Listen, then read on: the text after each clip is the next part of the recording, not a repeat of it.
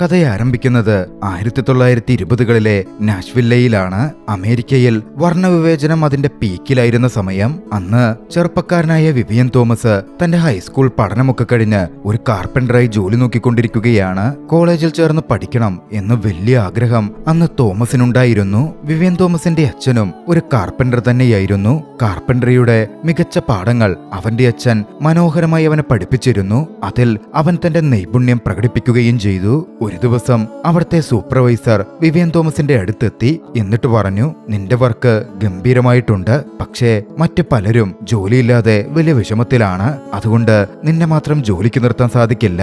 തൽക്കാലത്തേക്ക് അതുകൊണ്ട് നിന്നെ പിരിച്ചുവിടുകയാണ്. അങ്ങനെ തന്റെ കാർപ്പൻട്രി ജോലിയിൽ നിന്നും വിവിയൻ പുറത്തായി. ആ സമയത്താണ് വിവിയന്റെ ഒരു കൂട്ടുകാരൻ മറ്റൊരു ജോബ് ഓപ്പർച്യൂണിറ്റിയെ പറ്റി വിവിയന്റെ അടുത്ത് സൂചിപ്പിക്കുന്നത്. യങ് സർജനായ ഡോക്ടർ ആൽഫ്രഡ് ബ്ലേലോക്ക് ഒരു ലാബ് നടത്തുന്നുണ്ട്. അവിടെ ഒരു ജോലിക്കാരനെ ആവശ്യമുണ്ട്. അതറിഞ്ഞ് വിവിയൻ അവിടെ എത്തി. ഡോക്ടർ ആൽഫ്രഡിനെ കണ്ടു. വർണ്ണവിവേചനമൊന്നും കാര്യമായി പരിഗണിക്കാത്ത അത്യാവശ്യം അന്നത്തെ കാലത്തെ ഒരു നല്ല മനുഷ്യനായിരുന്നു അദ്ദേഹം വിവിയനുമായി സംസാരിച്ചു. നമ്മുടെ ലബോറട്ടറി ഒരു എക്സ്പെരിമെന്റൽ ലബോറട്ടറിയാണ്. കൂടുതലും രോഗങ്ങളെപ്പറ്റി പഠിക്കാനും അതിന്റെ ചികിത്സാവിധികൾ ഡെവലപ്പ് ചെയ്യാനുമാണ് ഇവിടെ ശ്രമിക്കുന്നത്. അടുത്തുള്ള ഡോഗ് ഹൗസിൽ നിന്ന് പരീക്ഷണങ്ങൾക്കായി നമ്മൾ നായകളെ കൊണ്ടുവരും. ആ നായകളെ നന്നായി പരിപാലിക്കേണ്ടതുണ്ട്. ആ നായകളെ പരിപാലിക്കലും അതിനെ വോക്കിന് കൊണ്ടുപോകലും പരീക്ഷണം നടക്കുന്ന ലബോറട്ടറി പൂർണ്ണമായും ശുദ്ധീകരിച്ചു വെക്കലുമാണ് നിന്റെ പ്രധാന ജോലി. തന്നെ അവിടുത്തെ തൂപ്പുകാരന്റെ തസ്തികയിലാണ് എടുക്കുന്നത് എന്ന കാര്യം ഏറെക്കുറെ വിവിയൻ ഉറപ്പായി. വിവിയൻ എന്നാലും ആ ജോലി ഏറ്റെടുത്തു.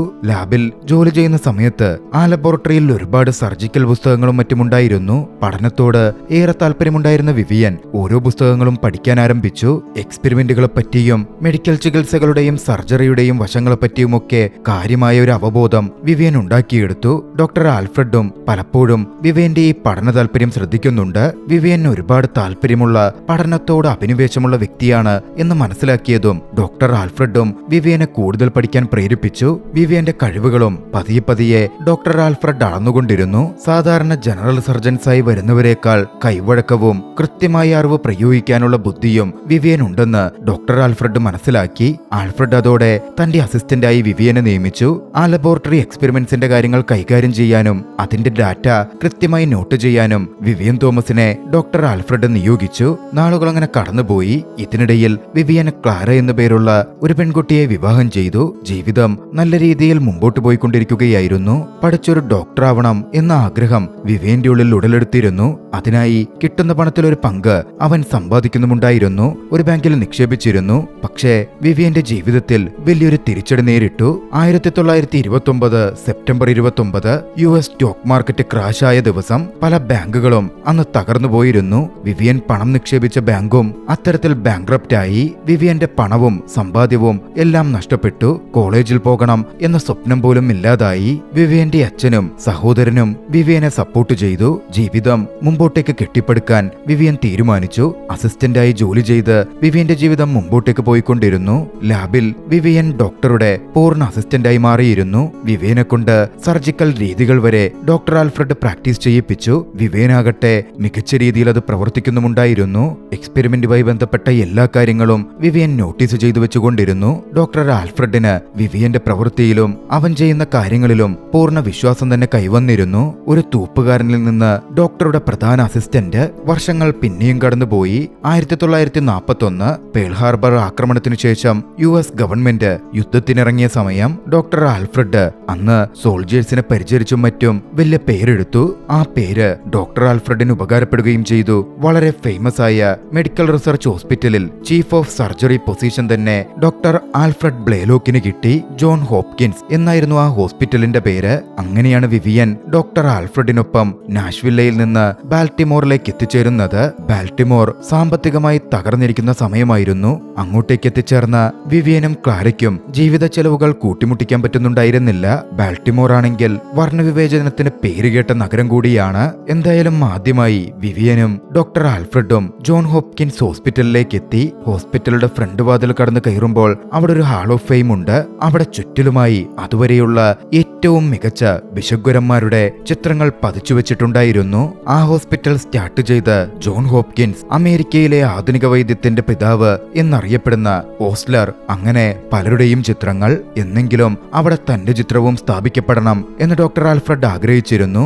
അവർ മുമ്പോട്ടേക്ക് നടന്നപ്പോൾ സെക്യൂരിറ്റി വിവിയനെ തടഞ്ഞു. കറുത്തവർഗക്കാരായ ആളുകൾക്ക് അതുവഴി മുമ്പോട്ടേക്ക് പോവാൻ സാധിക്കില്ലെന്നും അവർ ബാക്ക് ഡോർ വഴി കയറണം എന്നും സെക്യൂരിറ്റി പറഞ്ഞു. ഡോക്ടർ ആൽഫ്രഡ് ബ്ലേലോക്ക് വന്ന് വിവിയൻ തന്റെ അസിസ്റ്റന്റ് ആണെന്നും തന്റെ കൂടെ വരണം എന്നും ആവശ്യപ്പെട്ടെങ്കിലും വർണ്ണവിവേചന രീതികൾ കണിശമായതുകൊണ്ട് വിവിയന് പിൻവാതിൽ വഴി തന്നെ വരേണ്ടി വന്നു. എന്തായാലും പിൻവഴിയിലൂടെ വിവിയൻ അകത്തെത്തി. തന്റെ ഡോക്ടേഴ്സ് അസിസ്റ്റന്റ് വൈറ്റ് കോട്ടുമിട്ട് അകത്തൂടെ നടന്നു ചെന്നു. അവിടെ ഉണ്ടായിരുന്നവരൊക്കെ അതിശയത്തോടെ വിവിയനെ നോക്കുന്നുണ്ടായിരുന്നു. അവരുടെ ജീവിതത്തിൽ അതുവരേക്കും ഒരു കറുത്തവർഗക്കാരനെ ആ ഒരു പൊസിഷനിൽ അവർ കണ്ടിട്ടേയില്ല. സാധാരണയായി കറുത്തവർഗക്കാരിൽപ്പെട്ട വ്യക്തികൾ തൂപ്പുകാരാകും, ക്ലീനിംഗ് സ്റ്റാഫുകളാകും, ടെക്നീഷ്യൻസോ ഡോക്ടേഴ്സോ ലാബ് ടെക്നീഷ്യൻസോ ഒന്നും തന്നെ ആവാറില്ല. വിവിയനായിരുന്നു അവിടുത്തെ ആദ്യ കറുത്തവർഗക്കാരനായ ഒരു ടെക്നീഷ്യൻ. വിവിയന് കൃത്യമായ ഡിഗ്രി ഒന്നും ഇല്ലാത്തതുകൊണ്ട് ജോലി ചെയ്യുന്നത് ടെക്നീഷ്യന്റേതാണെങ്കിൽ കൂടിയും തൂപ്പുകാരന്റെ തസ്തികയായിരുന്നു ആ ഹോസ്പിറ്റലിൽ അവന് നൽകിയത്. ആദ്യമൊന്നും വിവിയൻ അത് അറിയാൻ പാടില്ലായിരുന്നു. പക്ഷേ ശമ്പളം കിട്ടിത്തുടങ്ങിയപ്പോ ശമ്പളത്തിലെ വ്യത്യാസം വളരെ പെട്ടെന്ന് തന്നെ മനസ്സിലായി. വിവിയന്റെ കുടുംബജീവിതമാണെങ്കിൽ കൂടുതൽ പ്രശ്നമായിക്കൊണ്ടിരിക്കുകയാണ്. ജീവിത ചെലവുകൾ താങ്ങാൻ പറ്റുന്നില്ല. ക്ലെയർ അതിനെപ്പറ്റി വിവിയനോട് പരാതി പറഞ്ഞു. വിവിയൻ പറഞ്ഞു, ഡോക്ടർ ആൽഫ്രഡിന് ഒരുപാട് മറ്റവസരങ്ങൾ വന്നതാണ്. പക്ഷേ ഈ ഹോസ്പിറ്റൽ മികച്ചതായതുകൊണ്ടാണ് അദ്ദേഹം ഇവിടം തിരഞ്ഞെടുത്തത്. ഞാൻ വെറുമൊരു തൂപ്പുകാരനായി തുടങ്ങിയതാണ്. പക്ഷേ ഇപ്പോ ഞാൻ ലാബ് അസിസ്റ്റന്റ് ആണ്, അതും ഹോസ്പിറ്റലിലെ ചീഫ് സർജന്റെ പേഴ്സണൽ അസിസ്റ്റന്റ്. തൽക്കാലത്തേക്കൊന്ന് അഡ്ജസ്റ്റ് ചെയ്യാനും ജീവിതം മെച്ചപ്പെടും എന്നും പറഞ്ഞ് വിവിയൻ തന്റെ ഭാര്യയെ ആശ്വസിപ്പിച്ചു. ജീവിത ചെലവുകൾ കൂട്ടിമുട്ടിക്കാൻ വിവിയൻ മറ്റു ജോലികളും ചെയ്യാൻ തുടങ്ങി. താൻ താമസിക്കുന്ന അപ്പാർട്ട്മെന്റിലെ പ്ലംബറുടെ ജോലി വിവിയൻ ഏറ്റെടുത്തു. ഡോക്ടർ ആൽഫ്രഡ് പാർട്ടി നടത്തുമ്പോ അവിടുത്തെ വെയിറ്ററുടെ ജോലിയും വിവിയനായിരുന്നു ചെയ്തിരുന്നത്. അങ്ങനെയുള്ള ഒരു പാർട്ടിക്കിടയിലാണ് ഡോക്ടർ ആൽഫ്രഡ് ഡോക്ടർ ഹെലൻ ടോസിഗിനെ പരിചയപ്പെടുന്നത്. ഡോക്ടർ ഹെലൻ ഒരു പീഡിയാട്രീഷ്യൻ ആയിരുന്നു. അവിടെ ആ സമയത്ത് നിരവധി ബ്ലൂ ബേബി സിൻഡ്രോമുള്ള രോഗികൾ എത്താറുണ്ട്.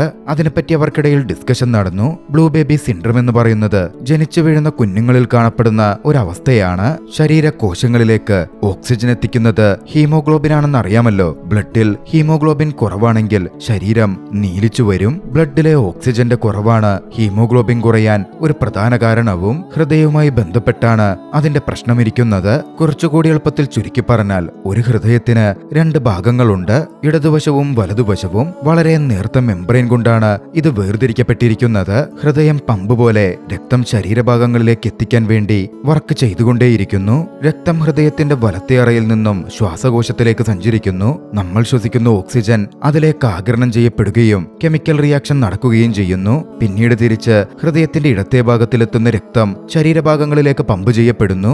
ഇതിങ്ങനെ നൊടിയിടയിൽ സംഭവിച്ചുകൊണ്ടേയിരിക്കുകയാണ്. ബ്ലൂ ബേബി പേഷ്യൻസിന് ആ അവസ്ഥ വരാൻ ഹൃദയവുമായി ബന്ധപ്പെട്ട് പല പ്രശ്നങ്ങൾ കാണപ്പെടാറുണ്ട്. ഹൃദയത്തിന്റെ വലത്തെ ഭാഗവും ഇടത്തെ ഭാഗവും വേർതിരിക്കുന്ന മെംബ്രെയിനിൽ ചിലപ്പോൾ സുഷിരങ്ങൾ രൂപപ്പെടും. അതാണ് ഒന്നാമത്തെ കാരണം. അത്തരത്തിൽ സംഭവിക്കുമ്പോൾ ഓക്സിജൻ ഇല്ലാത്ത രക്തവും ഓക്സിജനുള്ള രക്തവും തമ്മിൽ കലരും. അത് ശരീരഭാഗങ്ങളിലേക്ക് പമ്പ് ചെയ്യപ്പെടുമ്പോൾ ആവശ്യത്തിന് ഓക്സിജൻ ശരീരകോശങ്ങൾക്ക് ലഭിക്കാതെ വരും. അവിടെ കൃത്യമായി ഹൃദയത്തിൽ ശസ്ത്രക്രിയ ചെയ്ത് അത് പരിഹരിക്കാൻ സാധിച്ചാൽ പലപ്പോഴും മരണത്തിന് കീഴടങ്ങുന്ന ബ്ലൂ ബേബി സിൻഡ്രോമുള്ള നിരവധി കുട്ടികളെ രക്ഷപ്പെടുത്താൻ സാധിക്കും. ഡോക്ടർ ഹെലൻ ഈയൊരാശയം ഡോക്ടർ ആൽഫ്രഡിനോട് പങ്കുവച്ചു. ഒരു ചലഞ്ചായിട്ട് അതെടുക്കാനും ഒരു നിർദ്ദേശവും പറഞ്ഞു. 1940 കാലഘട്ടമാണ്. അതുവരേക്കും ഹൃദയ ശസ്ത്രക്രിയ എന്നുള്ളത് നടക്കാറേ ഉണ്ടായിരുന്നില്ല. മെഡിക്കൽ ഫീൽഡിൽ തന്നെ എഴുതിത്തള്ളപ്പെട്ട ഒരു സംഭവമായിരുന്നു അത്. ഒരു ഹൃദയ ശസ്ത്രക്രിയ നടത്തണമെങ്കിൽ 3 മിനിറ്റ് നേരത്തേക്കെങ്കിലും ഹൃദയം നിശ്ചലമാക്കണം. ആ സമയത്തേക്ക് പേഷ്യന്റ് മരണപ്പെടും. അതായിരുന്നു അന്നുവരെ എല്ലാ മെഡിക്കൽ സ്കൂളുകളിലും പഠിപ്പിച്ചിരുന്നത്. ആ അടുത്ത് ഡോക്ടർ ഹെലന് പുതിയൊരു കേസ് വന്നിരുന്നു. മിസ്റ്റർ ആൻഡ് മിസസ് സാക്സന്റെ മകൾ, ഒരു കൊച്ചുകുട്ടി ബ്ലൂ ബേബി സിൻഡ്രോം പിടിപെട്ട് രോഗാവസ്ഥയിലാണ്. ഡോക്ടർ ഹെലൻ അതിനെപ്പറ്റി ഡിസ്കസ് ചെയ്തു. അതോടെ ഡോക്ടർ ആൽഫ്രഡും വിവേനും ചേർന്ന് അതിനെപ്പറ്റിയുള്ള റിസർച്ചും ആരംഭിച്ചു. പക്ഷെ മനുഷ്യനിലേക്ക് ആദ്യം തന്നെ ഒന്നുമങ്ങ് നേരിട്ട് ചെന്ന് പരീക്ഷിക്കാൻ പറ്റില്ല. മൃഗങ്ങളിൽ പരീക്ഷിച്ച് വിജയം കണ്ടാലേ സാധിക്കൂ. നായകളിൽ പരീക്ഷണം അവർ ആരംഭിച്ചു. ഈ കാലയളവിലാണ് അമേരിക്ക വേൾഡ് വാർ ടുവിന്റെ ഭാഗമായി ഓരോ കാര്യങ്ങളിലേക്ക് ഇറങ്ങിത്തിരിച്ചത്. അതോടെ പരിക്കേറ്റ സോൾജേഴ്സിനെയും കൊണ്ട് ആശുപത്രികൾ നിറയാൻ തുടങ്ങി. ഡോക്ടർ ആൽഫ്രഡ് ആകട്ടെ സോൾജേഴ്സിന്റെ പരിചരണവും ഓപ്പറേഷനും ഒക്കെ കാരണം വല്ലാതെ തിരക്കിലായി. ബ്ലൂ ബേബി സിൻഡ്രത്തിന്റെ റിസർച്ചുമായി മുമ്പോട്ടു പോകാൻ ഒരുപാട് സമയം ആൽഫ്രഡിന് കിട്ടുന്നുണ്ടായിരുന്നില്ല. ആ വലിയ റിസർച്ചുകളൊക്കെ നടത്താനും കണ്ടെത്താനുമുള്ള ചുമതല അങ്ങനെ വിവിയന്റെ ചുമലിൽ വന്നു വീണു. വിവിയൻ ബ്ലൂ ബേബി സിൻഡ്രം ബാധിച്ചു മരിച്ച കുട്ടികളുടെ ഹൃദയം കൃത്യമായ പരിശോധനകൾക്ക് വിധേയമാക്കി. ഹെൽത്തിയായിട്ടുള്ള നായകളിൽ ബ്ലൂ ബേബി സിൻഡ്രം ഉണ്ടാക്കിയെടുക്കുക എന്നതുപോലും അത്ര എളുപ്പമായ സംഗതിയായിരുന്നില്ല. 7 മാസവും 200ഓളം നായകളുടെ ജീവത്യാഗവും കൊണ്ടാണ് ഒടുവിൽ അത് സാധിച്ചെടുത്തത്. വിവിയൻ ഒരു മൃഗഡോക്ടറൊന്നുമായിരുന്നില്ല. പക്ഷെ നാഷ്വില്ലയിലെ എക്സ്പീരിയൻസും പഠന മികവും അനുഭവങ്ങളും വെച്ച് കൃത്യമായി ഒരു നായയിൽ ബ്ലൂ ബേബി സിൻഡ്രം ഉണ്ടാക്കിയെടുക്കുന്നത് എങ്ങനെ എന്ന കാര്യം വിവിയൻ പഠിച്ചെടുത്തു. അതിനുവേണ്ടി വിവിയൻ സ്വയം പല സർജിക്കൽ ഉപകരണങ്ങളും ഡെവലപ്പ് ചെയ്തു. 12 മണിക്കൂറും 14 മണിക്കൂറും തുടർച്ചയായി അവൻ ജോലി നോക്കി. മൃഗങ്ങളുടെ ചികിത്സയിൽ ഓപ്പറേഷനിൽ വിവിയൻ അത്രമേൽ വൈദഗ്ധ്യം പോലും നേടി. എന്തിനേറെ പറയുന്നു, അത് കാരണം അടുത്തുള്ളൊരു ലോക്കൽ ഡോഗ് ഹൗസിൽ എല്ലാ ആഴ്ചയും നായകളുടെ സർജറി ചെയ്യാൻ വോളണ്ടിയർ ആകാമോ എന്നുപോലും വിവിയനോട് ചോദിക്കപ്പെട്ടു. അങ്ങനെയിരിക്കെയാണ് വിവിയന്റെ സഹോദരൻ ഒരു ദിവസം ബാൾട്ടിമോറിൽ വിവിയനെയും കുടുംബത്തെയും സന്ദർശിക്കാൻ എത്തുന്നത്. US സുപ്രീം കോർട്ടിൽ വിവിയന്റെ സഹോദരൻ ഒരു കേസ് നടത്തുന്നുണ്ടായിരുന്നു. തർഗുഡ് മാർഷൽ എന്നു പേരുള്ള ലെജൻഡറി ആയ ഒരു വക്കീലാണ് അന്ന് അദ്ദേഹത്തിന്റെ കേസ് വാദിച്ചിരുന്നത്. 1967 ആദ്യമായി സുപ്രീം കോടതി ജഡ്ജായ ഒരു കറുത്തവർഗക്കാരനായിരുന്നു അദ്ദേഹം. ആ സമയത്ത് സ്കൂൾ ടീച്ചറായ വിവിയന്റെ സഹോദരന് വെളുത്തവർഗക്കാരെ പോലെ തുല്യവേതനം ലഭിച്ചിരുന്നില്ല. വിവിയന്റെ സഹോദരൻ മാത്രമല്ല, കറുത്തവർഗക്കാർക്കാർക്കും തന്നെ വെളുത്തവർഗക്കാരന്റെ ഒപ്പം തുല്യവേതനം ഉണ്ടായിരുന്നേയില്ല.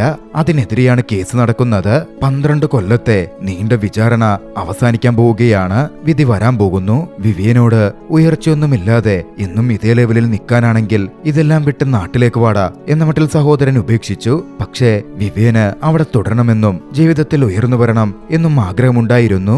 എന്നിരുന്നാലും അടുത്ത ശമ്പളത്തിന്റെ സമയത്ത് വിവിയൻ തന്റെ ശമ്പളത്തെപ്പറ്റിയും മറ്റുമുള്ള ഡീറ്റെയിൽസ് അന്വേഷിച്ചു. അപ്പോഴാണ് ഞെട്ടലോടെ തനിക്ക് കിട്ടുന്നത് ഒരു തൂപ്പുകാരന്റെ പ്രതിഫലം മാത്രമാണ് എന്ന് വിവിയൻ മനസ്സിലാക്കുന്നത്. ലാബ് അസിസ്റ്റന്റ് ആയിരുന്നിട്ടും കിട്ടുന്നത് തുച്ഛമായ തുക മാത്രം. അതിന്റെ പേരിൽ വിവിയൻ ഡോക്ടർ ആൽഫ്രഡിന്റെ അടുക്കൽ പോയി സംസാരിച്ചു. ലാബ് അസിസ്റ്റന്റായി ഇത്രയും കഠിന ജോലികൾ ചെയ്തിട്ടും തനിക്കൊരു തൂപ്പുകാരന്റെ പ്രതിഫലം കിട്ടുന്നത് ശരിയല്ലെന്നും അതുകൊണ്ട് താൻ രാജിവെക്കുകയാണ് എന്നും അവൻ ഡോക്ടർ ആൽഫ്രഡിനോട് പറഞ്ഞു. അത്രയും മികവുള്ള വിവിയൻ രാജിവെച്ചു പോകുന്നത് ഒരിക്കലും ഗുണം ചെയ്യില്ല എന്ന് ഡോക്ടർ ആൽഫ്രഡിന് അറിയാമായിരുന്നു. ഡോക്ടർ ആൽഫ്രഡ് ഹോസ്പിറ്റലിന്റെ ചെയർമാനുമായി സംസാരിച്ചു. കാര്യങ്ങൾ മനസ്സിലാക്കിയ ഹോസ്പിറ്റൽ ചെയർമാൻ അതുവരെയുള്ള എല്ലാ നിയമങ്ങളും ഹയറിംഗ് റൂൾസും ഒക്കെ മാറ്റിവെച്ച് വിവിയനെ ലാബ് ടെക്നീഷ്യനായി ഒഫീഷ്യലി നിയമിച്ചു. അതിന്റെ ശമ്പളവും ഓഫർ ചെയ്തു. വിവിയൻ വീണ്ടും ജോലി ആരംഭിച്ചു. ഡോക്ടർ ആൽഫ്രഡും വിവിയനും ഒന്നിച്ച് എങ്ങനെ രക്തത്തിലേക്ക് കൂടുതൽ ഓക്സിജൻ എത്തിക്കാം എന്നതിനെപ്പറ്റി ഡിസ്കസ് ചെയ്തു. ഒടുവിൽ ഒരു സ്റ്റെൻഡിട്ട് ഇടതുഭാഗത്തെയും വലതുഭാഗത്തെയും കണക്ട് ചെയ്ത് കൂടുതൽ ഓക്സിജൻ കുറഞ്ഞ ഹൃദയത്തിന്റെ വലതുഭാഗത്തേക്ക് എത്തിക്കാൻ പറ്റുന്ന രീതിയിൽ ഒരു കാര്യം അവർ പ്ലാൻ ചെയ്തുണ്ടാക്കി. അതിനുവേണ്ടി കൃത്യമായി ചാർട്ട് വരച്ചും പഠനങ്ങൾ നടത്തിയും അവർ മുമ്പോട്ടേക്ക് പോയി. ഒടുവിൽ ബ്ലൂ സിൻഡ്രം ബാധിപ്പിച്ച നായകളിൽ അവർ കണ്ടെത്തിയ വിദ്യ പരീക്ഷിക്കാൻ തന്നെ അവർ തീരുമാനിച്ചു. വിവിയൻ വേണ്ട ശസ്ത്രക്രിയകൾ ചെയ്തു. കൃത്യമായി പരിശോധനകൾ നടത്തി. അതൊക്കെ കണ്ട് ഡോക്ടർ ആൽഫ്രഡ് പോലും അതിശയിച്ചിരുന്നു. ഡോക്ടർ ആൽഫ്രഡ് ഒരു ഘട്ടത്തിൽ ചോദിച്ചു, വിവിയൻ, ഇത് നിങ്ങൾ തന്നെ ചെയ്തതാണോ? കണ്ടിട്ട് ദൈവം നേരിട്ട് വന്ന് ചെയ്തതുപോലെയുണ്ട്. അവരുടെ ആ പരീക്ഷണം ഏറെക്കുറെ സക്സസ് ആയിരുന്നു. അക്കാര്യം ഡോക്ടർ ആൽഫ്രഡും വിവിയനും ചേർന്ന് ഡോക്ടർ ഹെലനോട് വിശദീകരിച്ചു. അതോടെ ഡോക്ടർ ഹെലന്റെ കൂടി സാന്നിധ്യത്തിൽ ഡോക്ടർ ആൽഫ്രഡും വിവിയനും മറ്റൊരു നായയിൽ ആ ശസ്ത്രക്രിയ നടത്തി. അത് വർക്കാവുന്നത് ഡോക്ടർ ഹെലന് കാണിച്ചു കൊടുത്തു. ഇത്തവണ ഡോക്ടർ ആൽഫ്രഡ് സർജറി നടത്തിയപ്പോൾ അടുത്തുനിന്ന് വിവിയനൊക്കെ വിശദീകരിച്ചു കൊടുക്കുന്നുണ്ടായിരുന്നു. ആ ഓപ്പറേഷൻ അത്രമേൽ സക്സസ്ഫുൾ ആയി മാറി. ഒടുവിൽ മനുഷ്യക്കുട്ടിയുടെ മേൽ അത് പരീക്ഷിക്കാൻ അവർ തീരുമാനിച്ചു. രോഗം മൂർച്ഛിച്ചു കഴിഞ്ഞ സാക്സൺ ദമ്പതികളുടെ മകളിലായിരുന്നു അവർ ഓപ്പറേഷനായി ആദ്യം ശ്രമിച്ചത്. പാരന്റ്സിനോട് ഓപ്പറേഷന്റെ റിസ്കിനെ പറ്റിയും മറ്റും ഡോക്ടർ എടുത്തു പറഞ്ഞു. അപകട സാധ്യതയും സൂചിപ്പിച്ചു. എന്നിരുന്നാലും ഓപ്പറേഷൻ ചെയ്തില്ലെങ്കിൽ അധികം വൈകാതെ തങ്ങളുടെ കുഞ്ഞു മരിക്കും എന്ന കാര്യം ഉറപ്പുള്ളതിനാൽ പാതി മനസ്സോടെ അവർ ആ ഓപ്പറേഷന് സമ്മതിച്ചു. ഡോക്ടർ ആൽഫ്രഡ് ബ്ലേലോക്ക് അധികം വൈകാതെ അതിനായി ഒരു ടീം ഉണ്ടാക്കാൻ തുടങ്ങി. തന്റെ റെസിഡന്റ് ഡോക്ടേഴ്സായ ഡോക്ടർ ലോങ്മോറിനെയും ഡോക്ടർ കൂലയെയും അദ്ദേഹം ടീമിൽ ആഡ് ചെയ്തു. ഡോക്ടർ ഹെലനും കൂടെ തന്നെ ഉണ്ടാകും. അങ്ങനെ ഓപ്പറേഷൻ ദിവസം എത്തി. ചരിത്രത്തിലെ ആദ്യത്തെ ഓപ്പറേഷനാണ്. അതുകൊണ്ട് തന്നെ അതിന് സാക്ഷ്യം വഹിക്കാൻ അതേ ആശുപത്രിയിലെ മറ്റു ഡോക്ടേഴ്സും ചെയർമാനും ചീഫ് ഒഫീഷ്യൽസും ഒക്കെ ഉണ്ടായിരുന്നു. ഓപ്പറേഷനു വേണ്ടി എല്ലാം തന്നെ തയ്യാറായി. പക്ഷെ ഡോക്ടർ ആൽഫ്രഡിന് എന്തോ ഒരു ഭയം ഭയം തോന്നുന്നുണ്ടായിരുന്നു. അതോടെ ഡോക്ടർ ആൽഫ്രഡ് തന്റെ അസിസ്റ്റന്റ് ലോങ്മോറിനോട് പോയി വിവിയനെ ഓപ്പറേഷൻ തിയേറ്ററിലേക്ക് കൊണ്ടുവരാൻ പറഞ്ഞു. പോയ ഡോക്ടർ ലോങ്മോർ വൈകാതെ തിരികെ വന്ന് പറഞ്ഞു, അഡ്മിനിസ്ട്രേഷൻ സമ്മതിക്കുന്നില്ല, വിവിയൻ ഒരു ഡോക്ടറോ നഴ്സോ അല്ലാത്തതുകൊണ്ട് ഓപ്പറേഷൻ തിയേറ്ററിൽ പ്രവേശിപ്പിക്കില്ല എന്നാണ് പറയുന്നത്. ഡോക്ടർ ആൽഫ്രഡിന് നല്ല ദേഷ്യം തന്നെ വന്നു. ഡോക്ടർ ഫോണെടുത്ത് പബ്ലിക് അനൗൺസ്മെന്റ് മൈക്കിലൂടെ അവസാനം അനൗൺസ് ചെയ്തു, വിവിയനോട് എത്രയും വേഗം ഓപ്പറേഷൻ തിയേറ്ററിലേക്ക് എത്തിച്ചേരാൻ. കേട്ട മാത്രയിൽ വിവിയൻ അങ്ങോട്ടേക്ക് എത്തി. ഡോക്ടർ ആൽഫ്രഡ് വിവിയനെ തന്റെ തൊട്ടടുത്ത് നിർത്തി വിവിയനോട് ഓപ്പറേഷന്റെ ഓരോ ഘട്ടവും വിശദീകരിച്ചു പറയാനും പ്രൊസീജിയേഴ്സ് കൃത്യമായി വിശദീകരിക്കാനും ആവശ്യപ്പെട്ടു. അത്തരത്തിൽ തന്നെ ഓരോന്നും വിവിയൻ പറഞ്ഞുകൊടുത്തുകൊണ്ടിരുന്നു. ഡോക്ടർ ആൽഫ്രഡ് അതിനനുസരിച്ച് കൃത്യമായി സർജറി ചെയ്തു. ചെണ്ടിട്ട് വിചാരിച്ച സർജറി അത്രയധികം പൂർണ്ണമായതും നീല നിറത്തിലുണ്ടായിരുന്ന കുഞ്ഞ് സാധാരണ നിറത്തിലേക്ക് മാറി വന്നു. സാക്ഷ്യം വഹിക്കാൻ അവിടെ ഉണ്ടായിരുന്നവരെല്ലാവരും അക്ഷരാർത്ഥത്തിൽ അത് കണ്ട് അതിശയിച്ചു, ഒരുപാട് സന്തോഷിച്ചു. മെഡിക്കൽ സയൻസിലെ ചരിത്രപരമായ ഒരു നേട്ടമാണത്. ലോകത്തിലെ തന്നെ ആദ്യത്തെ സക്സസ്ഫുൾ ഹാർട്ട് ഓപ്പറേഷൻ സക്സസ്ഫുൾ ആയി കഴിഞ്ഞു. എല്ലാവരും അന്ന് ഓപ്പറേഷനിൽ പങ്കെടുത്ത ഡോക്ടർ ആൽഫ്രഡിനെയും അസിസ്റ്റന്റ്സിനെയും നഴ്സുമാരെയും ഒക്കെ അഭിനന്ദിച്ചു. വിവിയനെ തേടി ആരുടെയും അഭിനന്ദനമൊന്നും വന്നിരുന്നില്ല. വിവിയനെ ആരും പരിഗണിച്ചിരുന്നു പോലുമില്ല. പക്ഷേ ഡോക്ടർ ആൽഫ്രഡ് വിവിയൻ അടുത്തെത്തി ആശംസകൾ വിവിയനെ അറിയിച്ചു. ഡോക്ടർ ആൽഫ്രഡിനെ പറ്റിയും ആൽഫ്രഡിന്റെ സംഘത്തെ പറ്റിയും ലോകത്തിലെ ആദ്യത്തെ ഹാർട്ട് സർജറിയെ പറ്റിയുമുള്ള വാർത്തകൾ വലിയ തോതിൽ പരന്നു. പത്രങ്ങളിലൊക്കെ വളരെ വലിയ വാർത്തകൾ രൂപപ്പെട്ടു. എല്ലാം നടക്കുമ്പോഴും വിവിയന്റെ പേര് എവിടെയും സൂചിപ്പിക്കപ്പെട്ടിരുന്നു പോലുമില്ല. ഡോക്ടർ ആൽഫ്രഡിനും ഡോക്ടർ ഹെലനുമായിരുന്നു എല്ലാ ക്രെഡിറ്റും ചെന്നെത്തിയത്. തന്റെ കൂടെ വിജയം തനിക്കില്ലാതെ പോകുന്നത് വിവിയനെ വിഷമിപ്പിച്ചിരുന്നു. വിവിയന്റെ ഭാര്യ അദ്ദേഹത്തെ സമാധാനിപ്പിക്കാൻ ശ്രമിച്ചു. ബ്ലൂ ബേബി സിൻഡ്രത്തിനുള്ള ചികിത്സ കാട്ടുതീ പോലെ പടർന്നു. നിരവധി പേഷ്യൻസ് ചികിത്സയ്ക്കായി ആശുപത്രിയിലേക്ക് ഒഴുകിയെത്തി. ഡോക്ടർ ആൽഫ്രഡും വിവിയനും ചേർന്ന് നൂറുകണക്കിന് ഓപ്പറേഷൻസ് നടത്തി. ഇതിനിടയിൽ മികച്ച അവാർഡുകളും മറ്റും ഡോക്ടർ ആൽഫ്രഡിനെ തേടിയെത്തി. നേട്ടങ്ങൾ സ്വന്തമാക്കി സംസാരിക്കുമ്പോൾ പോലും ഡോക്ടർ ആൽഫ്രഡ് വിവിയനെ മറന്നുപോയി. വിവിയന്റെ പേര് അദ്ദേഹം എവിടെയും പരാമർശിച്ചു പോലുമില്ല. വിവിയന്റെ കോൺട്രിബ്യൂഷൻ ചൂണ്ടിക്കാണിച്ചില്ല. അന്ന് ആ ഫംഗ്ഷൻ നടക്കുമ്പോ അവിടെ വെയിറ്ററായി വിവിയനുമുണ്ടായിരുന്നു. വിവിയന് അത്രമേൽ ദുഃഖം തോന്നി. ഏറ്റവും കുറഞ്ഞത് ഡോക്ടർ ആൽഫ്രഡെങ്കിലും തന്നെ അഭിനന്ദിക്കും, പരസ്യമായി തന്റെ പേര് പറയും എന്നവൻ പ്രതീക്ഷിച്ചിരുന്നു. ഒരിക്കലും കറുത്തവർഗക്കാരനായ തനിക്ക് ആ റെക്കഗ്നൈസേഷൻ കിട്ടാനേ പോകുന്നില്ല എന്ന് മനസ്സിലാക്കിയപ്പോ ആ ജോലി ഉപേക്ഷിക്കാൻ വിവിയൻ തീരുമാനിച്ചു. അത് മനസ്സിലാക്കി ഡോക്ടർ ആൽഫ്രഡ് വിവിയനോട് സംസാരിച്ചു. സമൂഹത്തിലെ ഈ വർണ്ണവിവേചനത്തിന് ഞാൻ കാരണമല്ല. ആ ഫംഗ്ഷനിൽ നിന്റെ പേര് പറയാൻ എനിക്ക് അനുവാദമുണ്ടായിരുന്നില്ല. ഞാൻ നിസ്സഹായനാണ്. പക്ഷേ വിവിയന്റെ മനസ്സ് മാറ്റാൻ അതുകൊണ്ടൊന്നും സാധിക്കുന്നുണ്ടായിരുന്നില്ല. എല്ലാം കൊണ്ടും വിവിയനും അടുത്തിരുന്നു. ജോലി ഉപേക്ഷിച്ച് പോവാൻ തന്നെ വിവിയൻ തീരുമാനിച്ചു. അതിൽ പിന്നെ വിവിയൻ ഒരു മെഡിക്കൽ റെപ്രസെന്റേറ്റീവായി ജോലി നോക്കാൻ തുടങ്ങി. വിവിയനെ അറിയാവുന്ന കറുത്തവർഗക്കാരായ ഡോക്ടേഴ്സ് വിവിയന് വേണ്ട സഹായങ്ങളും ചെയ്തു നൽകി. കുറച്ചു നാളുകൾക്ക് ശേഷം നാഷ്വില്ലിലേക്ക് വിവിയൻ തിരികെ എത്തി. തന്റെ പാരന്റ്സിനെയും സഹോദരനെയും കണ്ടു. വിവിയന്റെ സഹോദരനും അവിടെ ഉണ്ടായിരുന്നു. സുപ്രീം കോടതിയിലെ അവന്റെ കേസ് വിജയിച്ചിരുന്നു. വിവിയന് പക്ഷേ ഒന്നിലും ഒരു സന്തോഷം കിട്ടുന്നില്ല, തൃപ്തി തോന്നുന്നില്ല. ഒടുവിൽ ഭാര്യയുമായി മനസ്സ് തുറന്ന് വിവിയൻ സംസാരിച്ചു. തന്റെ ഉള്ളിൽ എപ്പോഴും ആ ലബോറട്ടറിയും ഡോക്ടർ ആൽഫ്രഡ് ാണ്. ജീവിതം മുമ്പോട്ട് കൊണ്ടുപോകണമെങ്കിലും വരുമാനം വേണമെങ്കിലും സന്തോഷം കിട്ടണമെങ്കിലും തനിക്കത് ചെയ്തേ പറ്റൂ. ഭാര്യയും വിവിയനെ അതിന് പ്രേരിപ്പിച്ചു. ഒടുവിൽ വിവിയൻ ഡോക്ടർ ആൽഫ്രഡിന്റെ അടുത്തെത്തി. അങ്ങനെ ഇട്ടേച്ചു പോയതിന് ഡോക്ടറോട് ക്ഷമ ചോദിച്ചു. ഡോക്ടർ ആൽഫ്രഡിനും വിവിയനെ മനസ്സിലാകുമായിരുന്നു. വിവിയന് അദ്ദേഹം പഴയ ജോലി തിരികെ നൽകി. അങ്ങനെ 20 കൊല്ലക്കാലം കടന്നുപോയി. വർഷം 1964. സിവിൽ റൈറ്റ്സിനെ പറ്റിയുള്ള മൂവ്മെന്റുകളും കലാപങ്ങളും ശക്തമായി. മാർട്ടിൻ ലൂതർ കിങ് ജൂനിയർ വലിയ പ്രതിഷേധ പരിപാടികളും മറ്റും സംഘടിപ്പിച്ചു. അമേരിക്കയിലെ വർണ്ണവിവേചനത്തിനെതിരെയായിരുന്നു പ്രധാനമായും അത്. പതിയെ പതിയെ സമൂഹത്തിൽ നിന്ന് വർണ്ണവിവേചനം ഇല്ലാതായി തുടങ്ങി. ജോൺ ഹോപ്കിൻസൺസ് ഹോസ്പിറ്റലിലെയും കാര്യങ്ങൾ മാറിയിരുന്നു. വിവിയൻ ഇപ്പോൾ ഫ്രണ്ട് ഡോറിലൂടെയാണ് ഹോസ്പിറ്റലിൽ പോകുന്നത്. വർഷങ്ങൾ നീണ്ട എക്സ്പീരിയൻസ് കൊണ്ട് ആ ഹോസ്പിറ്റലിലെ എല്ലാ ലാബുകളുടെയും ഇൻചാർജായി വിവിയൻ മാറിയിരുന്നു. ഡയറക്ടർ ഓഫ് ലബോറട്ടറി എന്നൊരു പൊസിഷൻ തന്നെ വിവിയന് ലഭിച്ചു. പല ട്രെയിനി സർജൻസിനെയും സർജറി അടക്കം പഠിപ്പിച്ചത് വിവിയനായിരുന്നു.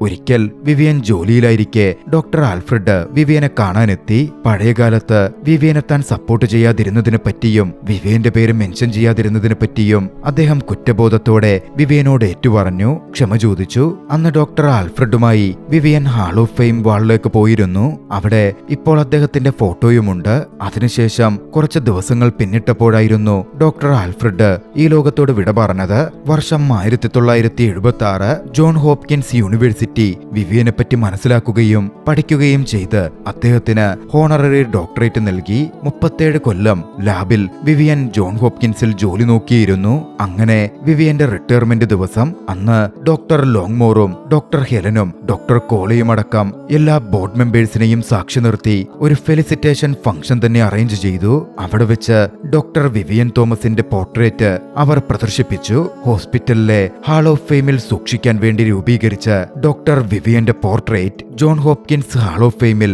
തന്റെ ജീവിതത്തിലുടനീളം വൈദ്യശാസ്ത്രത്തിന് വലിയ സംഭാവന നൽകിയ ഡോക്ടർ വിവിയനും പ്രത്യക്ഷപ്പെട്ടു.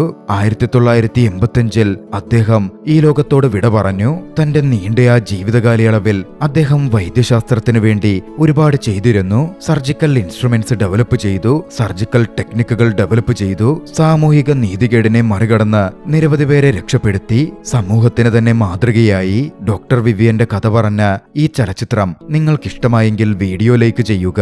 അഭിപ്രായങ്ങളും നിർദ്ദേശങ്ങളും കമന്റുകളിൽ രേഖപ്പെടുത്തുക. കഴിയുമെങ്കിൽ ചാനൽ സബ്സ്ക്രൈബ് ചെയ്തും കൂട്ടുകാർക്ക് ഷെയർ ചെയ്തു കൊടുത്തും ഞങ്ങളെ സപ്പോർട്ട് ചെയ്യുക. അടുത്ത എപ്പിസോഡിൽ മറ്റൊരു മികച്ച ചലച്ചിത്രവുമായി നമുക്ക് കണ്ടുമുട്ടാം. അതുവരെ ബൈ.